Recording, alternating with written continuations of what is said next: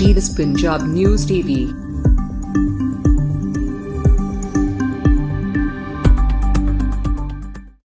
ਤੁਹਾਡੇ ਤੇ ਸ਼ਹਿਰ ਵਾਸੀਆਂ ਵੱਲੋਂ ਇਲਜ਼ਾਮ ਲਗਾਏ ਗਏ ਸੀ ਕੰਮ ਨਾ ਕਰਦੇ, ਕੀ ਹੈ ਮਾਮਲਾ ਸਾਰਾ? ਐਕਚੁਅਲੀ ਜਿਹੜੇ ਉਹਨਾਂ ਵੱਲੋਂ ਮੈਂ ਸਪਸ਼ਟੀਕਰਨ ਦੇਣਾ ਚਾਹੁੰਦੀ ਹਾਂ ਆਪਣੇ ਵੱਲੋਂ ਈਓ ਨਗਰ ਕੌਂਸਲ ਤਰਨਤਾਰਨ ਸ਼ਰਨਜੀਤ ਕੌਰ ਕਿ ਜਿਹੜੇ ਉਹਨਾਂ ਵੱਲੋਂ ਦੋਸ਼ ਲਗਾਏ ਗਏ ਸਰਾਸਰ ਗਲਤ ਨੇ, ਕਿਉਂਕਿ ਮੇਰੇ ਵੱਲੋਂ ਕਦੀ ਵੀ ਜਿਹੜਾ ਮੇਰੇ ਕੋਲ ਕੰਮ ਆਉਂਦਾ ਹੈ ਜਿਵੇਂ ਵੀ ਜਦੋਂ ਵੀ ਡੀਲਿੰਗ ਹੈਂਡ ਵੱਲੋਂ ਨਾਲ ਦੀ ਨਾਲ ਹੀ ਆਪਣੇ ਵੱਲੋਂ ਜਿਹੜੀ ਨਿਪਟਾਰਾ ਕਰਕੇ ਡਾਕ ਵਾਪਸ ਭੇਜ ਦਿੱਤੀ ਜਾਂਦੀ ਹੈ। ਪਰੰਤੂ ਜਿਹੜਾ ਹੈਗਾ ਪਿਛਲੇ ਸਮੇਂ ਤੋਂ ਕਾਫੀ ਇਲੈਕਸ਼ਨ ਡਿਊਟੀਜ਼ ਵੀ ਹੋਣ ਕਰਕੇ ਅਤੇ ਸਟਾਫ ਦੀ ਜਿਹੜੀ ਸਾਰੀ ਇੱਥੇ ਨਾ ਹੋਣ ਕਰਕੇ ਦਫ਼ਤਰ ਵਿੱਚ ਮੌਜੂਦਗੀ ਤੋਂ ਕਾਫੀ ਜਿਹੜਾ ਹੈਗਾ ਸੀਗਾ ਦਫ਼ਤਰੀ ਜਿਹੜਾ ਕੰਮ ਕਾਜ ਹੈ ਉਹਦੇ ਵੱਲ ਜਿਹੜਾ ਵੀ ਟਾਈਮ ਨਾ ਹੋਣ ਕਾਰਨ ਸ਼ਾਰਟੇਜ ਹੋਣ ਕਾਰਨ ਉਹ ਪੈਂਡਿੰਗ ਸੀਗਾ। ਤਾਂ ਉਸ ਦੇ ਬਾਵਜੂਦ ਵੀ ਜਿਹੜਾ ਹੈਗਾ ਮੇਰੇ ਵੱਲੋਂ ਸਾਰੀ ਡਾਕ ਆ ਕੇ ਕੱਢੀ ਜਾਂਦੀ ਰਹੀ ਹੈ ਬਿਜ਼ੀ ਸ਼ਡਿਊਲ ਦੇ ਵਿੱਚ ਵੀ। ਅਤੇ ਇਸ ਤੋਂ ਇਲਾਵਾ ਜਿਹੜਾ ਹੈਗਾ ਜਿਹੜੀਆਂ ਉਹਨਾਂ ਵੱਲੋਂ ਦੋਸ਼ ਲਾਏ ਗਏ ਸਰਾਸਰ ਗਲਤ ਇਸ ਤਰ੍ਹਾਂ ਵੀ ਨੇ ਕਿ ਉਹ ਬੰਦਿਆਂ ਦਾ ਕੋਈ ਕੰਮ ਪੈਂਡਿੰਗ ਹੀ ਨਹੀਂ ਸੀਗਾ ਜਿਨ੍ਹਾਂ ਵੱਲੋਂ ਉਸ ਦਿਨ ਜਿਹੜੀ ਹੈਗੀ ਹੈ 23 ਕਿ 24 ਤਰੀਕ ਨੂੰ ਮੇਰੇ ਨਾਲ ਇੱਥੇ ਬਦਤਮੀਜ਼ੀ ਕੀਤੀ ਗਈ ਹੈ ਦਫ਼ਤਰ ਵਿੱਚ ਆ ਕੇ ਨਾਰੇ ਸ਼੍ਰੀ ਅਮਨ ਸੂਦ ਅਤੇ ਨਾਲ ਜਿਹੜੇ ਹੈਗੇ ਨੇ ਉਹਨਾਂ ਦੇ ਨਾਲ ਇੱਕ ਜਨਕ ਹੈਗੇ ਨੇ ਸ਼ੌਪ ਦੇ, ਉਹਨਾਂ ਦੇ ਪੋਤਰੇ ਨੇ ਸ਼ਾਇਦ ਰਿਤਵਿਕ ਅਰੋੜਾ, ਉਹਨਾਂ ਵੱਲੋਂ ਜਦੋਂ ਕਿ ਉਹਨਾਂ ਦਾ ਕੋਈ ਕੰਮ ਹੀ ਨਹੀਂ ਪੈਂਡਿੰਗ ਸੀ ਅਤੇ ਉਹਨਾਂ ਵੱਲੋਂ ਜਿਹੜਾ ਹੈਗਾ ਇੱਥੇ ਗਲਤ ਜਿਹੜੀ ਆਪਣੇ ਉੱਥੋਂ ਦੁਕਾਨ ਦੇ ਹੀ ਕਰਿੰਦੇ ਲਿਆ ਕੇ ਮੇਰੀ ਇੱਥੇ ਜਿਹੜੀ ਨਾਅਰੇਬਾਜ਼ੀ ਕੀਤੀ ਗਈ ਹੈ ਉਹ ਜਿਹੜੀ ਬਹੁਤ ਗਲਤ ਉਹਨਾਂ ਵੱਲੋਂ ਜਿਹੜੀ ਮੇਰੇ ਨਾਲ ਇੱਕ ਬਦਸਲੂਕੀ ਕੀਤੀ ਗਈ ਹੈ, ਜਦੋਂ ਕਿ ਮੇਰੇ ਵੱਲੋਂ ਕੋਈ ਕੰਮ ਪੈਂਡਿੰਗ ਹੈ ਹੀ ਨਹੀਂ ਸੀਗਾ। ਅਤੇ ਜਿਹੜਾ ਵੀ ਕੰਮ ਸੀਗਾ ਇਹ ਤੁਸੀਂ ਫਾਈਲਾਂ ਹੁਣ ਵੀ ਦੇਖ ਸਕਦੇ ਹੋ ਮੇਰੇ ਕੋਲ ਅੱਜ ਜਿਹੜੀਆਂ 28/2 ਨੂੰ ਜਿਹੜੀਆਂ ਫਾਈਲਾਂ ਨੇ ਅੱਜ ਪੁੱਟਾਂ ਪਾਈਆਂ ਹੋਈਆਂ ਨੇ ਡੀਲਿੰਗ ਕਲਰਕ ਵੱਲੋਂ, ਇਹ ਹਜੇ ਵੀ ਜਿਹੜੀਆਂ ਨੇ ਅਧੂਰੀਆਂ ਨੇ, ਨਾ ਤਾਂ ਇਹਦੇ ਉੱਤੇ ਮੇਰੀ ਕੋਈ ਮਾਰਕਿੰਗ ਹੋਈ ਹੈ ਅਤੇ ਨਾ ਹੀ ਜਿਹੜਾ ਹੈ ਇੰਸਪੈਕਟਰ ਵੱਲੋਂ ਇਹਦੇ 'ਤੇ ਕੋਈ ਰਿਪੋਰਟ ਕੀਤੀ ਹੋਈ ਹੈ, ਨਾ ਹੀ ਡੀਲਿੰਗ ਕਲਰਕ ਵੱਲੋਂ। ਤਾਂ ਉਹਨਾਂ ਵੱਲੋਂ ਆਪਣਾ ਪੋਲੀਟੀਕਲ ਜਦੋਂ ਕਿ ਚੋਣ ਜ਼ਾਬਤਾ ਲੱਗਾ ਹੋਇਆ ਪ੍ਰੈਸ਼ਰ ਬਣਾਇਆ ਜਾ ਰਿਹਾ ਸੀ ਕਿ ਤੁਸੀਂ ਸਾਡਾ ਜਿਹੜਾ ਉਹਨਾਂ ਦੀ ਰਿਪੋਰਟ ਤੋਂ ਬਿਨਾਂ ਹੀ 1.5 ਘੰਟੇ ਦੇ ਵਿੱਚ ਜਿਹੜਾ ਇਹ ਕੰਮ ਕਰਕੇ ਦਿਓ।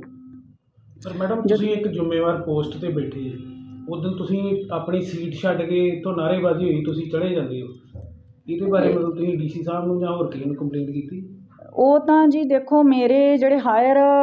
ਹੈਗੇ ਨੇ ਆਫਿਸਰ, ਮੈਂ ਉਹਨਾਂ ਨੂੰ ਉਸੇ ਵੇਲੇ ਹੀ ਉਹਨਾਂ ਦੇ ਧਿਆਨ ਵਿੱਚ ਲਿਆਂਦਾ, ਕਿਉਂਕਿ ਜਿਹੜਾ ਹੈਗਾ ਕਿ ਉਹਨਾਂ ਨੂੰ ਵੀ ਪਤਾ ਹੈ ਕਿ ਇਲੈਕਸ਼ਨ ਡਿਊਟੀਜ਼ ਲੱਗੀਆਂ ਹੋਈਆਂ ਨੇ ਅਤੇ ਜਿਹੜਾ ਹੈਗਾ ਆਫਿਸਰ ਨੇ ਵੀ ਜਿਹੜਾ ਵੀ ਕੋਈ ਅਧਿਕਾਰੀ ਹੈ ਉਹਨੇ ਜਿਹੜਾ ਉਹਨੂੰ ਟਾਈਮ ਦਿੱਤਾ ਹੋਇਆ ਰਾਈਟ ਟੂ ਸਰਵਿਸ ਐਕਟ ਦੇ ਵਿੱਚ, ਉਹਦੇ ਵਿੱਚ ਹੀ ਉਹਨੇ ਕੰਮ ਨੂੰ ਜਿਹੜਾ ਪੂਰਾ ਕਰਨਾ ਹੁੰਦਾ।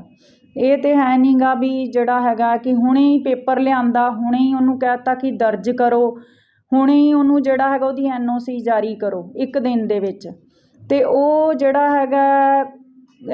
ਹਰ ਇੱਕ ਜਿਹੜਾ ਡੀਲਿੰਗ ਹੈ ਜਾਂ ਇੰਸਪੈਕਟਰ ਹੈ ਜਾਂ ਮੇਰੇ ਲੈਵਲ ਦਾ ਹੈ, ਅਸੀਂ ਜਿਹੜਾ ਉਹਨੂੰ ਪ੍ਰੋਪਰ ਫਾਈਲ ਨੂੰ ਵਾਂਚ ਕੇ ਫਿਰ ਹੀ ਉਸ 'ਤੇ ਕਾਰਵਾਈ ਕਰ ਸਕਦੇ ਹਾਂ। ਮੈਡਮ ਇੱਕ ਜਿਹੜੀ ਵੀਡੀਓ ਵਾਇਰਲ ਹੁੰਦੀ ਆ ਉਹਦੇ ਵਿੱਚ 2 ਵਿਅਕਤੀਆਂ ਦਾ ਨਾਮ ਲਿਆ ਜਾਂਦਾ, ਇੱਕ ਨਰਿੰਦਰ ਕੁਮਾਰ ਅਤੇ ਇੱਕ ਲੱਕੀ ਦਾ,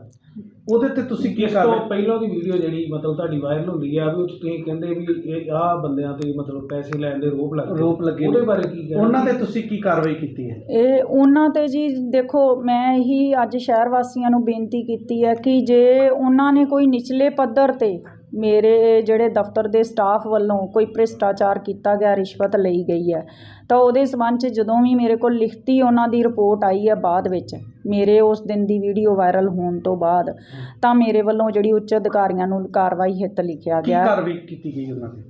ਉਹ ਤਾਂ ਹਜੇ ਜੀ ਉਹਨਾਂ ਦੇ ਲੈਵਲ 'ਤੇ ਹੈਗੀ ਹੈ, ਬਟ ਜਿਹੜੀ ਮੇਰੇ ਵੱਲੋਂ ਜਿਹੜੀ ਹੈਗੀ ਆ ਉਹਨਾਂ 'ਤੇ ਕਾਰਵਾਈ ਕਰਕੇ ਅਤੇ ਅੱਗੇ ਭੇਜ ਦਿੱਤੀ ਗਈ ਹੈ ਵੀ ਇਹ ਜਿਹੜਾ ਉਹਨਾਂ ਨੂੰ ਕਾਰਵਾਈ ਲਈ ਲਿਖਿਆ, ਜੋ ਵੀ ਉਹਨਾਂ ਦੀ ਲਿਖਤੀ ਰਿਪੋਰਟ ਆਈ ਸੀ ਜਿਹੜੇ ਲੋਕਾਂ ਵੱਲੋਂ ਇਹਨਾਂ ਨੇ ਕੋਈ ਰਿਸ਼ਵਤ ਲਈ ਹੈ ਜਾਂ ਨਹੀਂ ਲਈ, ਇਸ ਬਾਰੇ ਜੇਕਰ ਉਹਨਾਂ ਨੇ ਕੋਈ ਰਿਸ਼ਵਤ ਲਈ ਵੀ ਹੈ ਤਾਂ ਉਸ ਬਾਰੇ ਮੇਰੇ ਕੋਈ ਜਾਣਕਾਰੀ ਦੇ ਵਿੱਚ ਨਹੀਂ ਹੈਗਾ। ਕੀ ਉਹ ਹੁਣ ਦਫ਼ਤਰ ਆਉਂਦੇ ਨੇ?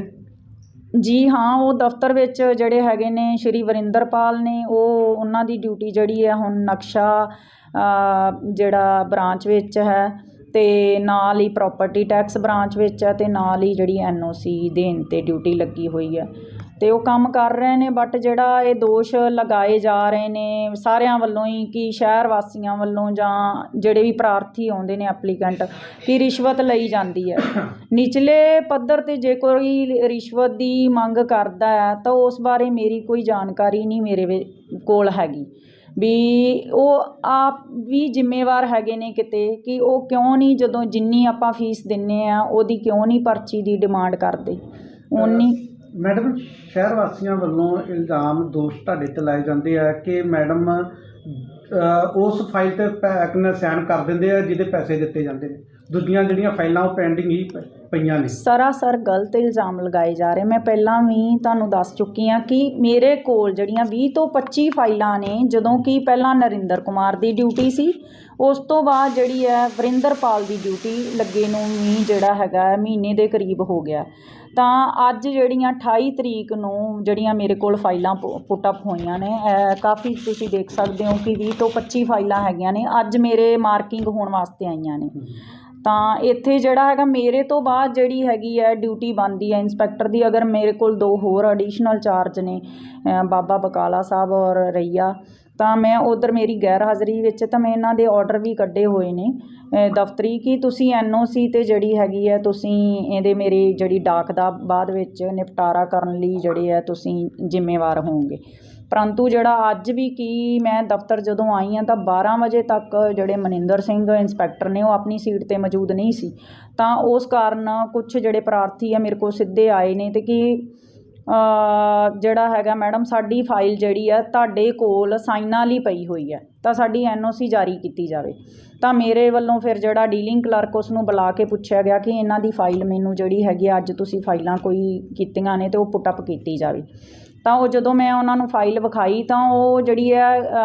ਫਾਈਲ ਜਿਹੜੀ ਇਨਕੰਪਲੀਟ ਸੀ। ਉਹਦੇ ਉੱਪਰ ਨਾ ਤਾਂ ਇੰਸਪੈਕਟਰ ਦੀ ਰਿਪੋਰਟ ਹੈ ਕਿ ਕਿਸੇ ਰੀਜ਼ਨ ਨਾਲ, ਬਟ ਰਿਪੋਰਟ ਤਾਂ ਕੰਪਲੀਟ ਹੋਣੀ ਚਾਹੀਦੀ, ਡਾਕੂਮੈਂਟੇਸ਼ਨ ਤਾਂ ਚੈੱਕ ਹੋਣੀ ਚਾਹੀਦੀ ਹੈ ਨਾ ਉਹਦੀ। ਤਾਂ ਇਸ ਲਈ ਜਿਹੜਾ ਮੈਨੂੰ ਦੋਸ਼ ਲਾਇਆ ਜਾ ਰਿਹਾ ਹੈ ਕਿ ਰਿਸ਼ਵਤ ਦੀ ਮੰਗ ਕੀਤੀ ਜਾਂਦੀ ਹੈ। ਅੱਜ ਇਹਨਾਂ ਨੂੰ ਇਹ ਪੁੱਛਿਆ ਜਾਵੇ ਕਿ ਜੇ ਰਿਸ਼ਵਤ ਦੀ ਤੇ ਜਿਹੜਾ ਹੈਗਾ ਫਿਰ ਤੁਸੀਂ ਇੱਕ ਦਿਨ ਦੇ ਵਿੱਚ ਕਿਉਂ ਡਿਮਾਂਡ ਕਰਦੇ ਹੋ, ਜਦੋਂ ਕਿ RTC right to service act ਦੇ ਅਕੋਰਡਿੰਗ ਜਿਹੜਾ ਹੈਗਾ ਟਰਾਂਸਫਰ ਪ੍ਰਾਪਰਟੀ ਦਾ 1 ਮਹੀਨੇ ਦਾ ਟਾਈਮ ਹੁੰਦਾ। ਉਸ ਤੋਂ ਇਲਾਵਾ ਜਿਹੜੀ NOC ਆ ਉਹਦੇ ਲਈ 1 ਹਫ਼ਤੇ ਦਾ ਟਾਈਮ ਹੁੰਦਾ। ਮੈਡਮ, ਇੱਕ ਉਹਨਾਂ ਵੱਲੋਂ ਹੋਰ ਦੋਸ਼ ਲਾਇਆ ਗਿਆ ਹੈ ਕਿ ਤੁਸੀਂ ਕਹਿ ਰਹੇ ਚੋਣ ਜ਼ਾਬਤਾ ਲੱਗਾ ਹੋਇਆ ਹੈ, ਕਹਿੰਦੇ ਪਰ ਲਾ ਇਹ ਥੋੜ੍ਹੀ ਕਹਿੰਦਾ ਕਿ ਚੋਣ ਜ਼ਾਬਤੇ ਦੇ ਵਿੱਚ ਕੰਮ ਨਹੀਂ ਕੀਤਾ ਜਾਵੇਗਾ। ਕੰਮ ਕੀਤਾ ਜਾ ਰਿਹਾ ਜੀ ਚੋਣ ਜ਼ਾਬਤਾ, ਬਟ ਇਹ ਕਹਿ ਰਹੀ ਹਾਂ ਕਿ ਪੋਲੀਟੀਕਲ ਪ੍ਰੈਸ਼ਰ 'ਤੇ ਨਹੀਂ, ਜਿਸ ਵਿਅਕਤੀ ਦਾ ਕੋਈ ਕੰਮ ਹੀ ਨਹੀਂ ਹੈਗਾ ਦਫ਼ਤਰ ਦੇ ਵਿੱਚ। ਮੈਡਮ, ਤੁਹਾਡੇ 'ਤੇ ਕੀ ਪ੍ਰੈਸ਼ਰ ਪਾਇਆ ਜਾ ਰਿਹਾ ਹੈ? ਪ੍ਰੈਸ਼ਰ ਇਹ ਕਿ 10 ਤੋਂ 15 ਤੋਂ 20 ਬੰਦੇ ਅੰਦਰ ਲੈ ਕੇ ਕੈਮਰਿਆਂ ਨਾਲ ਪ੍ਰੀ ਪਲੈਨਿੰਗ ਮੈਂ ਕੰਮ ਕਰਨ ਲਈ ਆਈ ਸੀਗੀ ਉਸ ਦਿਨ ਦਫ਼ਤਰ, ਕਿਉਂਕਿ 1 ਦਿਨ ਪਹਿਲਾਂ ਮੈਂ ਜਿਹੜੀ ਇਲੈਕਸ਼ਨ ਤੋਂ 20 ਤਰੀਕ ਤੱਕ ਇਲੈਕਸ਼ਨ ਡਿਊਟੀ ਸੀਗੀਆਂ ਤਾਂ 21 ਦੀ ਛੁੱਟੀ ਸੀ। ਛੁੱਟੀ ਦੇ ਬਾਵਜੂਦ ਵੀ ਮੈਂ ਜਿਹੜਾ ਹੈਗਾ ਡਿਊਟੀ 'ਤੇ ਹਾਜ਼ਰ ਸੀ 21 ਨੂੰ ਵੀ, 22 ਨੂੰ ਵੀ, 23 ਨੂੰ ਮੈਂ ਜਦੋਂ ਇੱਥੇ ਨਗਰ ਕੌਂਸਲ ਦੇ ਦਫ਼ਤਰ ਆਈ ਹਾਂ ਤਾਂ ਉਸ ਟਾਈਮ ਮੈਂ ਜਿਹੜਾ ਡੀਲਿੰਗ ਕਲਰਕ ਨੂੰ ਹਦਾਇਤ ਕੀਤੀ ਕਿ ਤੁਸੀਂ ਮੇਰੇ ਕੋਲ ਲੰਚ ਬ੍ਰੇਕ ਤੋਂ ਬਾਅਦ ਜਿਹੜੀ ਹੈਗੀ 2 ਵਜੇ ਤਕਰੀਬਨ ਸਾਰੀਆਂ ਫਾਈਲਾਂ ਪੁੱਟ ਅਪ ਕਰੋ ਜਿਨ੍ਹਾਂ ਦੀਆਂ NOC ਅਤੇ ਟਰਾਂਸਫਰ ਪ੍ਰਾਪਰਟੀ ਪੈਂਡਿੰਗ ਨੇ। ਤਾਂ ਉਹਨਾਂ ਵੱਲੋਂ ਜਿਹੜੀਆਂ 2:30 ਪੌਣੇ 3 ਵਜੇ ਤੱਕ ਫਾਈਲਾਂ ਨਹੀਂ ਸੀ ਪੁੱਟ ਅਪ ਕੀਤੀਆਂ ਗਈਆਂ। ਉਹ ਕਲਰਕ ਮੇਰੇ ਕੋਲ ਹੀ ਬੈਠੇ ਸੀ। ਤਾਂ ਇਨ ਬਿਟਵੀਨ ਹੀ ਜਿਹੜਾ ਹੈਗਾ ਅਮਨ ਸੂਦ ਔਰ ਜਿਹੜੇ ਉਹਨਾਂ ਦੇ ਨਾਲ ਹੈਗੇ ਸੀਗੇ ਰਿਤਵਿਕ ਅਰੋੜਾ, ਉਹਨਾਂ ਦੇ ਨਾਲ ਅਣਪਛਾਤੇ ਜਿਹੜੇ ਹੈਗੇ ਆ ਉਹ ਮੈਨੂੰ ਬਾਅਦ 'ਚ ਪਤਾ ਲੱਗਾ ਕਿ ਜਿਹੜੇ ਉਹਨਾਂ ਦੀ ਦੁਕਾਨ 'ਤੇ ਕੱਪੜੇ ਦੀ 'ਤੇ ਵਰਕਿੰਗ ਕਰ ਰਹੇ ਨੇ ਉਹ ਲੜਕੇ ਸੀ ਔਰ ਉਹਨਾਂ ਦਾ ਤਾਂ ਕੋਈ ਕੰਮ ਵੀ ਨਹੀਂ ਸੀ ਪੈਂਡਿੰਗ ਹੈਗਾ। ਅਤੇ ਉਹਨਾਂ ਵੱਲੋਂ ਇੱਥੇ ਜਿਹੜੀ ਹੈ ਕਾਫੀ ਹੁੱਲੜਬਾਜ਼ੀ ਕੀਤੀ ਗਈ ਦਫ਼ਤਰ ਵਿੱਚ, ਕੰਮ ਨਾ ਕਰਨ ਦੇ ਵੀ ਇੱਥੇ ਅਸੀਂ ਇਹਨਾਂ ਨੂੰ ਬਹਿਣ ਨਹੀਂ ਦੇਣਾ, ਨਾ ਹੀ ਇਹਨਾਂ ਨੂੰ ਕੰਮ ਕਰਨ ਦੇਣਾ। ਥੱਲੜੇ ਨਿਚਲੇ ਲੈਵਲ ਤੋਂ ਵੀ ਜਿਹੜੀਆਂ ਕਾਫੀ ਟਾਈਮ ਦੀਆਂ ਜਿਹੜੀਆਂ ਫਾਈਲਾਂ ਨੇ ਉਹ ਨਾ ਤਾਂ ਨਰਿੰਦਰ ਕੁਮਾਰ ਵੱਲੋਂ ਪੁੱਟ ਅਪ ਕੀਤੀਆਂ ਗਈਆਂ ਸੀ ਨਾ ਵਰਿੰਦਰ ਕੁਮਾਰ ਵੱਲੋਂ। ਕਿਤੇ ਨਾ ਕਿਤੇ ਇਹ ਨਹੀਂ ਲੱਗਦਾ ਵੀ ਤੁਹਾਡੇ ਸਟਾਫ ਵੱਲੋਂ ਵੀ ਮਤਲਬ ਤੁਹਾਡੇ ਨਾਲ ਜਿਵੇਂ ਕੋਈ ਕੰਮ ਰਲ ਕੇ ਪ੍ਰੋਪਰ ਤੁਹਾਡਾ ਸਾਥ ਨਹੀਂ ਦੇ ਰਹੀ, ਇਸ ਤਰ੍ਹਾਂ ਦੀ ਗੱਲ ਹੋਈ? ਇਹ ਤਾਂ ਫਿਰ ਹੁਣ ਮੈਂ ਕੁਛ ਵੀ ਨਹੀਂ ਕਹਿ ਸਕਦੀ ਹੈਗੀ। ਜਿੱਥੋਂ ਤੱਕ ਇਹਨਾਂ ਨੇ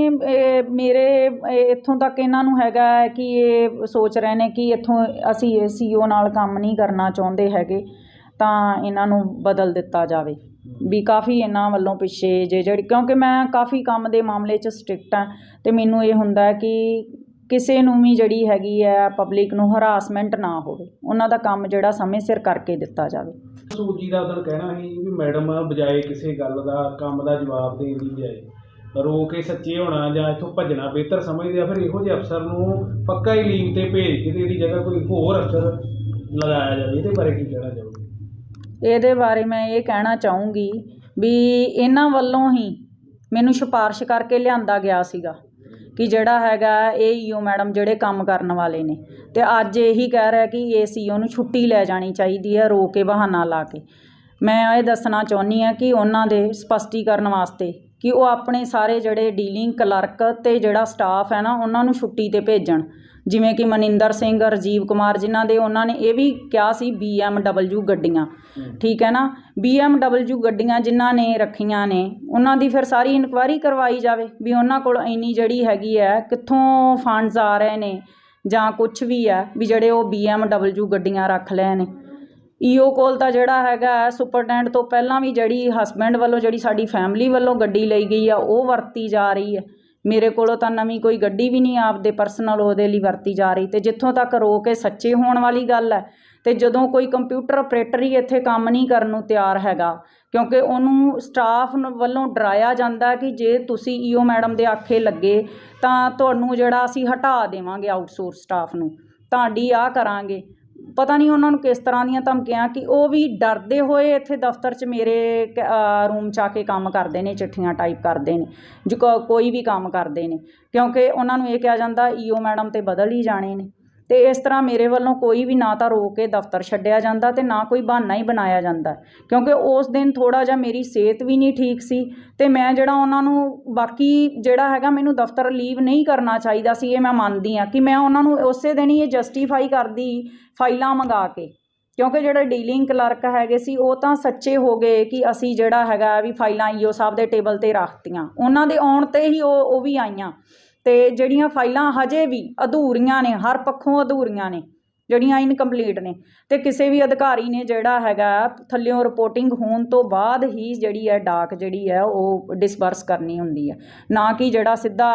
ਪ੍ਰੈਸ਼ਰਾਈਜ਼ ਕਰਕੇ ਕਿ ਤੁਸੀਂ ਹੁਣ ਅਸੀਂ ਬਾਹਰ ਬਹਿੰਦੇ ਹਾਂ ਅਤੇ ਤੁਸੀਂ 1.5 ਘੰਟੇ ਦੇ ਵਿੱਚ ਸਾਨੂੰ ਸਾਰੀ ਜਿਹੜਾ ਹੈਗਾ ਕੰਮ ਕੰਪਲੀਟ ਕਰਕੇ ਦਿਓ। ਜਦੋਂ ਕਿ ਦਫ਼ਤਰ ਦੇ ਵਿੱਚ ਜਿਹੜੇ ਅਧਿਕਾਰੀ ਨੇ ਉਹਨਾਂ ਵੱਲੋਂ ਹੋਰ ਵੀ ਕਾਫੀ ਜਿਹੜੀਆਂ ਸੂਚਨਾਵਾਂ ਭੇਜਣੀਆਂ ਹੁੰਦੀਆਂ ਨੇ, ਕੋਈ ਜਵਾਬ ਤਿਆਰ ਕਰਵਾਉਣੇ ਹੁੰਦੇ ਨੇ, ਕਿਉਂਕਿ ਇੱਥੇ ਜਿਹੜਾ ਨਗਰ ਕੌਂਸਲ ਤਰਨਤਾਰਨ ਵਿਖੇ ਜਦੋਂ ਦੀ ਮੈਂ 15 ਜੁਲਾਈ ਦੀ ਆਈ ਹਾਂ, ਨਾ ਤਾਂ ਉਸ ਟਾਈਮ ਤੋਂ ਜਿਹੜਾ ਹੈਗਾ ਲੇਖਾਕਾਰ ਇੱਥੇ ਉਹਦੇ ਕੋਲ ਐਡੀਸ਼ਨਲ ਚਾਰਜ ਹੈ, ਉਹਨਾਂ ਕੋਲ ਉਹ ਆਏ ਨੇ, ਨਾ ਇੱਥੇ ਜੇਈ ਆਏ ਨੇ, ਉਹਨਾਂ ਕੋਲ ਵੀ ਐਡੀਸ਼ਨਲ ਚਾਰਜ ਹੈ। ਕਿੰਨਾ ਸਮਾਂ ਹੋ ਗਿਆ? ਮੈਂ ਜੀ 15 ਜੁਲਾਈ ਤੋਂ ਇੱਥੇ ਜੁਆਇਨ ਕੀਤਾ 2000 ਜਿਹੜਾ ਹੈਗਾ 21 ਨੂੰ, ਅਤੇ ਮੈਨੂੰ ਤਕਰੀਬਨ 8-9 ਮਹੀਨੇ ਇੱਥੇ ਆਈ ਨੂੰ ਹੋਏ ਨੇ। ਮੇਰੇ ਵੱਲੋਂ ਕੋਈ ਵੀ ਕੰਮ ਪੈਂਡਿੰਗ ਨਹੀਂ ਹੈ, ਅਤੇ ਮੈਂ ਜਿਹੜਾ ਅੱਜ ਸਪਸ਼ਟੀਕਰਨ ਦੇ ਰਹੀ ਹਾਂ ਨਾ ਇਹ ਜ਼ਰੂਰ ਲਾਇਓ। ਫਿਰ ਜਿਹੜਾ ਹੈਗਾ ਨਾ ਸਟੇਟਮੈਂਟ ਮੇਰੀ ਕੱਟ ਕੇ ਕਿਉਂ ਲਾਉਂਦੇ ਨੇ, ਕਿਉਂਕਿ ਜਿਹੜਾ ਹੈਗਾ 2-2 ਸਾਲ ਤੋਂ ਜਿਹੜੇ ਮੇਰੇ ਆਉਣ ਤੋਂ ਪਹਿਲਾਂ ਈਓ ਸੀਗੇ ਉਹਨਾਂ ਵੱਲੋਂ ਪੈਂਡਿੰਗ ਨਕਸ਼ੇ ਜਿਹੜੇ ਆ ਮੇਰੇ ਹੁਣ ਪੁੱਟ ਅਪ ਹੋ ਰਹੇ ਨੇ, ਫਿਰ ਉਹ ਆਪਣੀ ਡਾਕ ਕਿਉਂ ਨਹੀਂ ਡਿਸਬਰਸ ਕਰਕੇ ਗਏ। ਜਿਹੜੀ ਅਮਨ ਸੂਦ ਜੀ ਦਾ ਕਹਿਣਾ ਹੈ ਕਿ ਨਾ ਤੁਸੀਂ ਡੀਸੀ ਸਾਹਿਬ ਦਾ ਕਹਿਣਾ ਮੰਨਦੇ ਜੋ ਅਤੇ ਨਾ ਐਮਐਲਏ ਸਾਹਿਬ ਦਾ। ਦੇਖੋ ਜੀ ਮੇਰੀ ਗੱਲ ਸੁਣੋ, ਐਮਐਲਏ ਸਾਹਿਬ ਤਾਂ ਜਿਹੜਾ ਹੈਗਾ ਉਹ ਮੈਨੂੰ ਖੁਦ ਲਿਆਏ ਸੀਗੇ, ਅਤੇ ਉਹਨਾਂ ਦਾ ਮੈਂ ਕਹਿਣਾ ਜਦੋਂ ਤੱਕ ਹੈਗੀ ਸੀ ਚੋਣ ਜਾਬਤਾ ਨਹੀਂ ਸੀਗਾ, ਅਤੇ ਜਿਹੜਾ ਜਾਇਜ਼ ਕੰਮ ਹੈ ਉਹੀ ਮੈਂ ਕਰਨਾ, ਨਜਾਇਜ਼ ਤਾਂ ਕਰਨਾ ਹੀ ਨਹੀਂ। ਈਵਨ ਡੀਸੀ ਸਾਹਿਬ ਦਾ ਜੇ ਮੈਂ ਕਹਿਣਾ ਨਹੀਂ ਮੰਨਦੀ ਤਾਂ ਉਹਨਾਂ ਵੱਲੋਂ ਵੀ ਕੋਈ ਕਾਰਵਾਈ ਮਤਲਬ ਹੁੰਦੀ ਹੈ, ਲੇਕਿਨ ਇਹੋ ਜਿਹੀ ਕੋਈ ਕੰਪਲੇਂਟ ਨਹੀਂ ਦਿੱਤੀ ਮੈਂ ਕਦੀ ਵੀ, ਨਾ ਡੀਸੀ ਸਾਹਿਬ ਵੱਲੋਂ ਅਤੇ ਨਾ ਹੀ ਜਿਹੜੀ ਹੈਗੀ ਹੈ ਐਮਐਲਏ ਸਾਹਿਬ ਨੂੰ।